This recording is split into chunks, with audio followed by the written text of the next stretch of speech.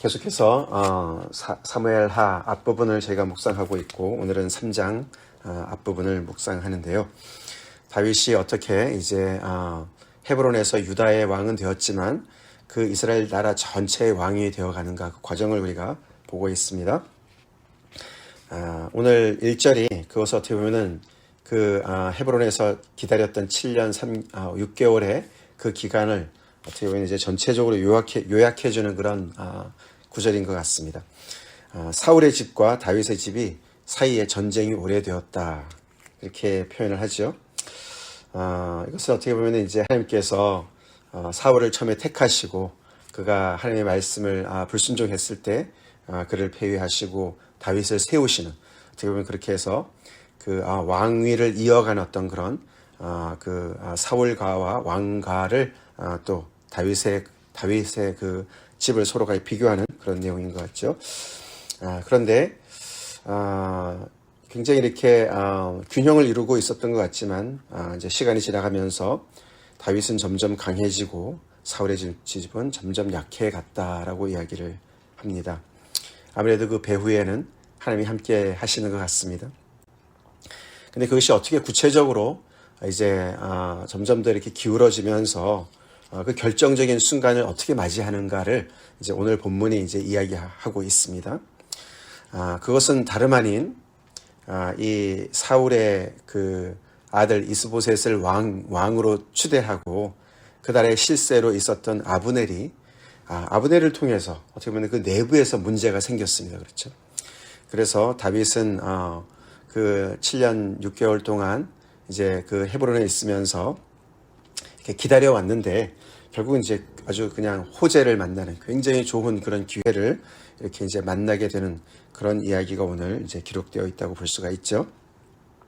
자, 그런 와중에 이제 헤브론에서 유다 왕으로 7년 6개월을 있으면서 다윗이 이제 비록 그 유다 왕이긴 했지만서도 굉장히 그 실세를 많이 이렇게 확장시킨 것을 그의 아들들의 이름을 이렇게 기록하면서 간접적으로 이렇게 이제 표출하고 있는 것을 볼 수가 있습니다.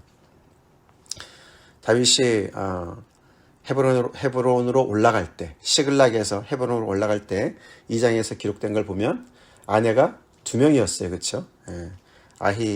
여기 아히노함하고 그다음에 아비가일, 그렇게 2사람이 있었는데 이 헤브론에서 7년 6개월 동안 왕으로 있으면서 그 사이에 아내가 4명이나 더 늘어났어요. 그래서 6명, 전체가 6명이 되었습니다.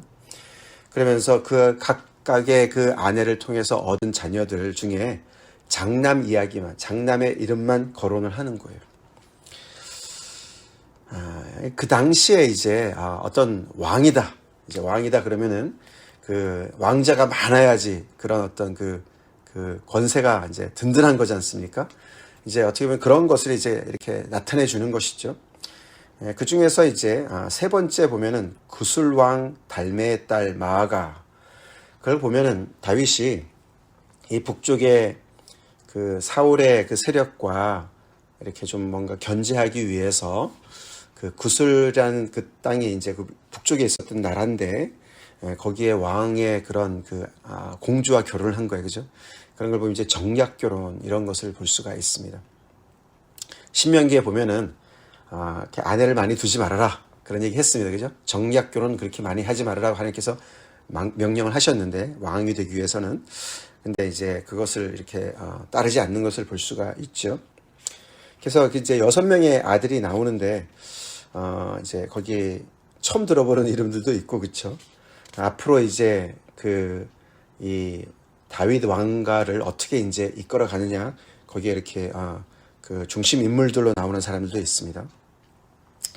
암논이 그렇고, 또 압살롬이 그렇고, 아도니아가 그렇습니다. 그렇죠? 이 세 사람은 앞으로의 스토리에 굉장히 중요한 역할들로 나오죠. 거기에 반해서 예를 들어서 아비가일의 아들 길르압, 그 사람은 그냥 이름만 나와요. 어떤 사람인지 전혀 언급이 되어 있지 않습니다. 그래서 이렇게 그 다윗의 이야기가 진행되는데 중요한 어떤 그런 한 부분을 차지하지는 않았던 것 같습니다. 여기서 이제 솔로몬이 빠져 있습니다. 그렇죠? 결국은 이제 다윗의 왕위를 잇는 건 솔로몬인데 주인공이 아직 이제 나오지 않았어요. 그죠? 탄생하지 않았습니다. 그는 헤브론에서 얻은 자식이 아니기 때문에 그런 것이죠. 자, 그렇게 이제 먼저 이야기를 하고 나서 이제 어떻게 결정적으로 이제 북쪽 이스라엘까지 이제 이렇게 다윗이 전체의 이제 그런 를 아우르는 그런 왕위를 이어가는가를 이제 설명하는 구체적인 얘기가 나오는데 어떻게 되었습니까? 아브넬이 정말 못됐어요, 그렇죠? 못됐습니다. 아브넬이 사실 이렇게 따지고 보면은 아브넬은 사울의 사촌이었습니다. 그러니까 이스보셋 왕한테 이렇게 볼 때, 그러니까 아저씨죠, 그죠? 뭐 오촌 당숙이라고 해야 되나요? 아저씨뻘이에요. 제가 어저께 그 촌수를 잘못 말씀을 드렸는데 정정합니다. 다윗과 요압의 관계, 그렇죠? 다윗의 누이의 자녀들이니까 삼촌이죠, 그죠? 그게 사촌지간이 아니라 조카들이었습니다. 요압이 수르야의 세 아들과 다윗의 관계가 삼촌지간입니다. 자, 근데 여기 보니까 그러니까 이 아저씨인데 이 아브넬이 그 사울의 집에서 점점 권세를 잡아가고 있었다라고 표현을 합니다. 지금 왕으로 봤을 때는 남쪽에는 다윗이고 북쪽에는 이스보셋이에요, 그렇죠? 그러면 이렇게 견제 세력을 얘기할 때 왕 대 왕으로 얘기를 해야 될 것 같은데 남쪽에는 다윗이고 북쪽에는 그의 군대 장관, 이스보셋 군대 장관인 아브넬과의 이런 어떤 그러니까 대결 구도로 얘기를 하는 겁니다. 그만큼 아브넬이 이제 거기서 이제 실세를 부렸던 것이죠. 근데 무슨 일이 있었습니까? 이스보셋이 아브넬을 컨프런트 합니다. 그죠? 뭐라고 얘기합니까? 내가 어찌하여 내 아버지의 첩과 통관하였느냐. 그러니까 아브넬이 권세도 있고 이렇게 자기가 왕을 추대하긴 했지만 이스보셋을 왕으로 세우긴 했지만 실질적으로는 거기에서 자기가 왕처럼 군림을 했던 것이죠. 이제 옛날에 그 당시에는 이렇게 어떤 그 왕의 첩을 취한다. 그 말은 내가 왕의 후계자다. 그런 것을 암암리에 얘기하는 거거든요. 그러니까 아브넬은 정말 이스보셋을 그냥 왕에 그냥 이렇게 세워놓기만 했지 허수아비 왕인 것이죠. 실질적으로 왕은 나야 라고 얘기한 거나 마찬가지입니다. 나이도 있겠다. 힘도 있겠다. 그렇죠? 그러니까 뒤에서 그렇게 모든 것을 다 섭정을 하는 것을 볼 수가 있습니다. 그래서 그것을 이스보셋이 참을 수가 없었어요. 그러니까 자기 아버지의 첩을 취했다는 것을 그 자체만을 어떤 윤리적이고 어떤 그런 개인적인 얘기를 하는 것이 아닙니다. 당신이 결국은 내 아버지의 첩을 취했다는 얘기는 왕이 되겠다는 얘기인데 그게 가당키나 하는 얘기냐라고 이제 따지는 거죠. 그랬더니 뭐라고 그랬습니까? 그 한마디에 아브넬이 그냥 무슨 뭐 잘못했다라든가 아니면은 그 이스보셋에게 뭐 설득을 한다든가 뭐 이런 얘기 하는 것이 아니라 그 한마디에 그의 반응을 보니까 매우 분하게 여기면서 내가 유다의 개머리냐. 그 당시에 개는 무슨 애완동물이 아닙니다. 굉장히 지저분한 아주 그냥 천한 그런 아주 가증한 동물로 여겼거든요. 그러니까 내가 유다 편에 서 있는 그런 어떤 그런 정말 못된 되먹지 못한 그런 자들의 우두머리냐 그렇게 얘기를 하는 거예요. 그러면서 내가 지금까지 너 편을 들었고 이 나라 편을 들었고 내가 정말 군대 장관 우두머리로서 너를 위해서 얼마나 내가 헌신 봉사하고 충성했는데 너가 고작 요 정도의 이야기를 가지고 나한테 이렇게 나를 이렇게 몰아세우느냐라고 이야기를 합니다. 상대할 사람이 아니었어요. 그렇죠? 아마 그래서 이스보셋이 나이도 어리기도 했겠지만 또 힘도 없기도 했겠지만 그 사람의 어떤 됨됨이를 보면서 참 이렇게 굉장히 두려워하는 그런 모습을 보게 됩니다. 그렇죠?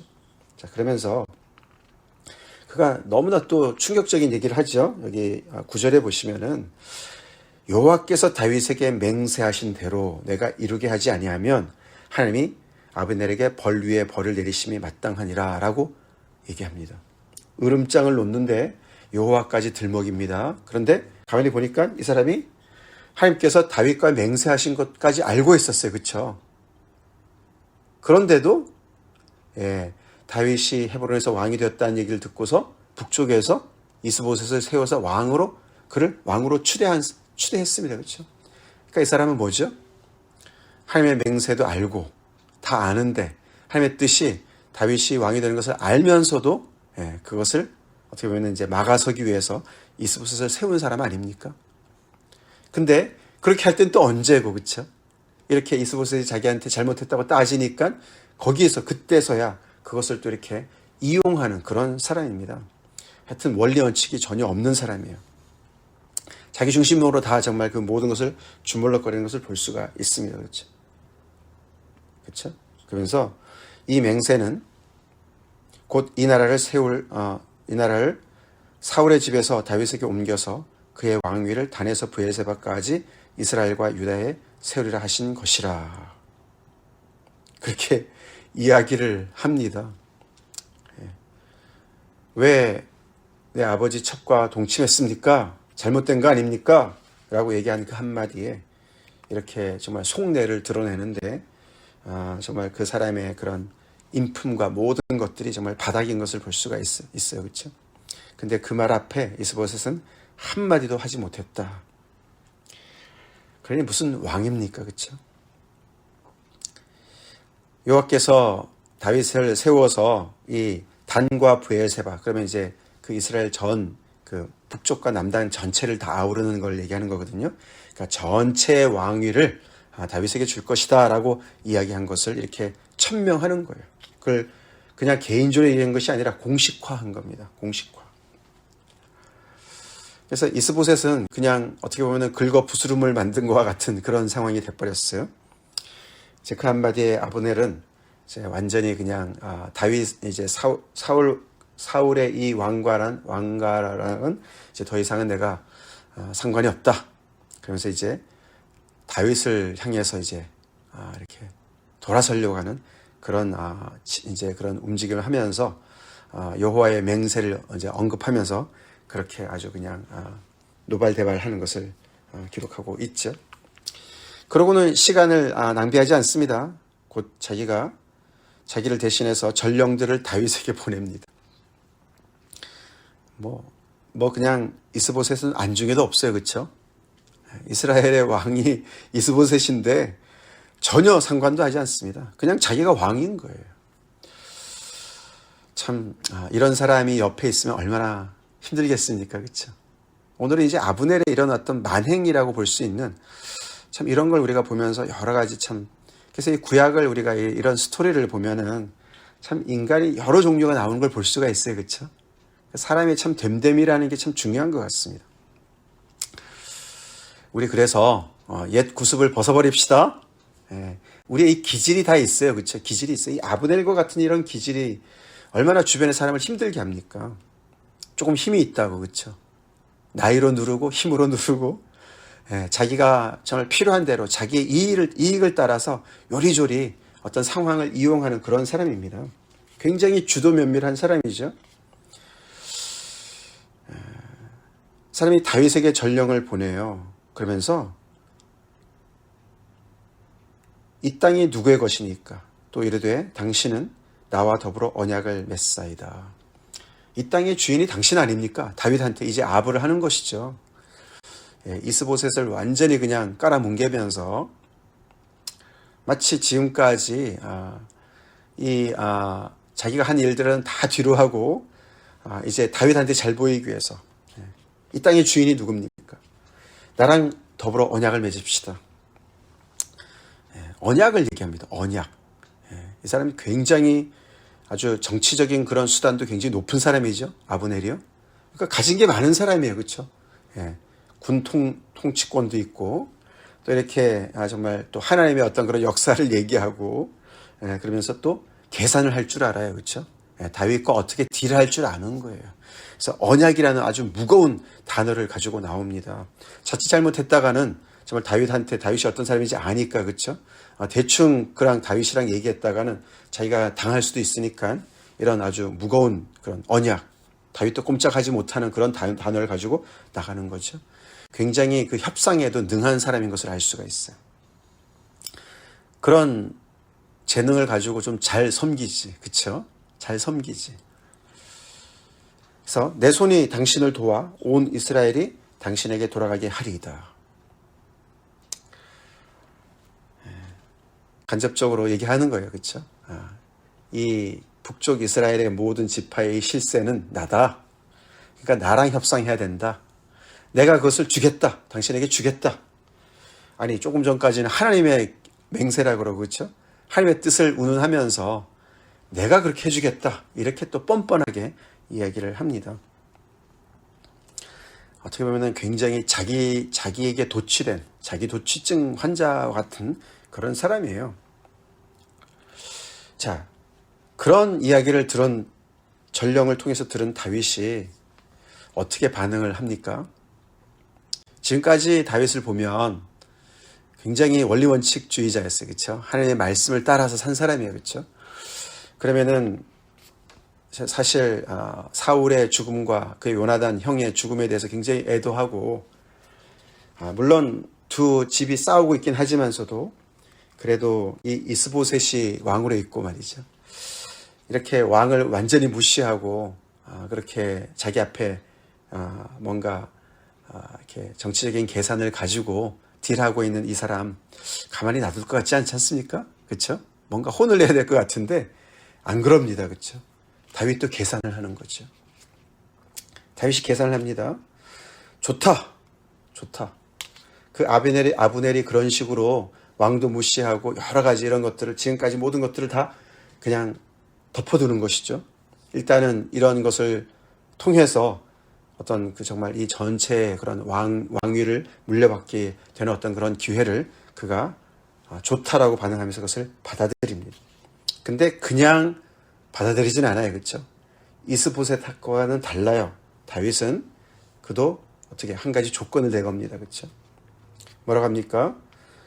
나를 보러 올 때 사울의 딸 미갈을 데리고 와야 된다. 그렇지 않으면 내 얼굴을 보지 못할 것이다. 들어주긴 하지만 한 가지 조건을 내거는데 그것이 사울의 딸 미갈을 데리고 오라고 얘기합니다. 왜 그랬을까요? 다윗도 여러 가지를 계산하는 거예요. 아내가 부족해서는 아닙니다. 그렇죠?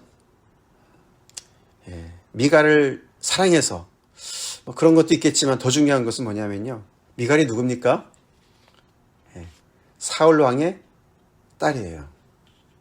그러니까 자기가 이 이스라엘 백성들 전체 중에서 하나님께서 자기에게 기름을 부어주셨지만 왕이 되기 위해서 그런 어떤 중요한 어떤 하나님으로부터의 어떤 그런 정통성을 가지고 있지만 이스라엘 전체 백성들이 볼 때 아니 사울이 왕이었는데 당연히 사울의 아들들이 왕이 되어야 되는 거 아니야? 라는 생각을 하고 있지 않습니까? 그죠? 그러니까 그런 쪽에서 봤을 때는 적법성이 정통성이 부족해요. 근데 미갈을 데리고 오면 어떻게 됩니까? 사울 왕의 적어도 사위잖아요. 그죠? 사위. 원래 사위였고, 그쵸? 여러 가지로 봤을 때 미갈이 원래 자기의 아내였고, 그 밑에 얘기하지 않습니까? 전에 블레셋 사람의 포피 100개로 나와 정혼한 자다. 내가 그렇게 대가를 치르고, 내가 미갈을 내 아내로 삼았고, 내가 그래서 이 사울 왕의 내가 사위다. 그렇기 때문에 그 사울 왕가와 연결되어진 어떤 그런 정통성을 어느 정도 구축해주는 그런 인물이었습니다. 그래서 미갈을 데리고 오라고 얘기하는 거예요. 그러니까 다윗도 굉장히 단수가 높은 사람입니다. 옛날에 그냥 목동 시절에 그런 사람은 아니에요. 굉장히 단수가 높습니다. 그것이 앞에 이렇게 그 헤브론에서 이렇게 많은 그 아내들을 거느리면서 아들들을 낳은 것과 연결이 되어지죠. 결국 그렇게 해서 다윗이 전령을 또 보냅니다. 이스보셋에게. 그렇죠? 그래서 이스보셋은 울며 겨자 먹기로 그 말을 들어주고 결국은 잘 살고 있는 미갈을 어떻게 보낼 수밖에 없었습니다. 그의 남편인 발디엘만 정말 너무나 정말 아닌 밤중에 홍두깨지요. 그렇죠? 무슨 도대체 이런 일이 벌어지나 이제 그래서 한 사람은 이렇게 아내를 빼앗기는 그런 일이 벌어집니다.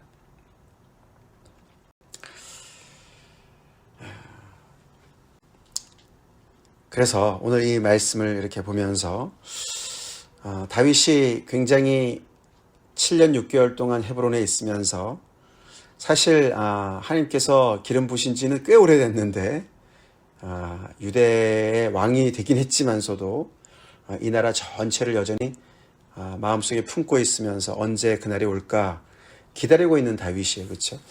기다리고 있지만은 굉장히 더딘 그런 상황을 그래도 잘 견딘 것 같습니다. 다윗이 잘 견뎠어요. 그렇죠? 잘 기다렸어요.